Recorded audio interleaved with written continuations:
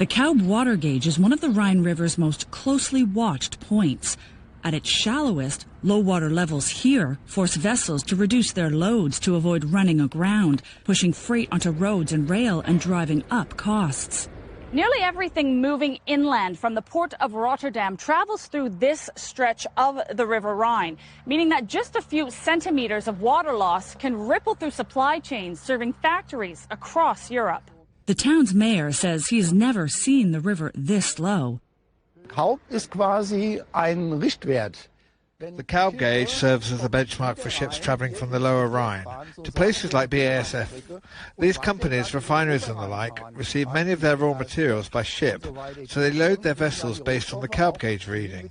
The less cargo they can carry, the more expensive everything becomes. Ultimately, everything gets pricier. Industries including steel, chemicals, energy and manufacturing are among the hardest hit. Der mittlere Wasserstand. At this time of year, water levels usually sit well above 2 meters, but weeks of drought and persistent heat have reduced it to historic lows of 25 centimeters.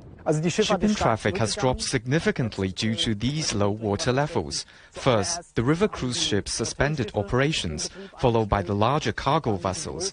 Now, only relatively small cargo ships are operating, and transport volumes are very low. The flow of goods has to adapt. And in worst-case scenario, production does too. And it has been, but at far smaller volumes, more slowly, and at much higher prices. Freight costs on this stretch of the Rhine have more than doubled since last June, with some operators imposing low-water surcharges of more than $1,000 per container. Also bei normalem Wasserstand?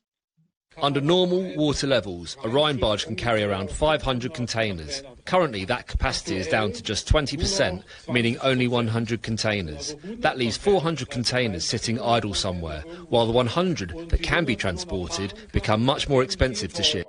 Meanwhile, trucks, trains and additional barges cannot fully make up for the lost river freight capacity. There are plans to deepen the Middle Rhine by an additional 20 centimeters, but the project isn't expected to be completed until 2033. Unlike previous major low-water events, these conditions have arrived in the middle of summer, raising fears that distribution could continue for weeks or even months. Natalie, CGTN in Kaub.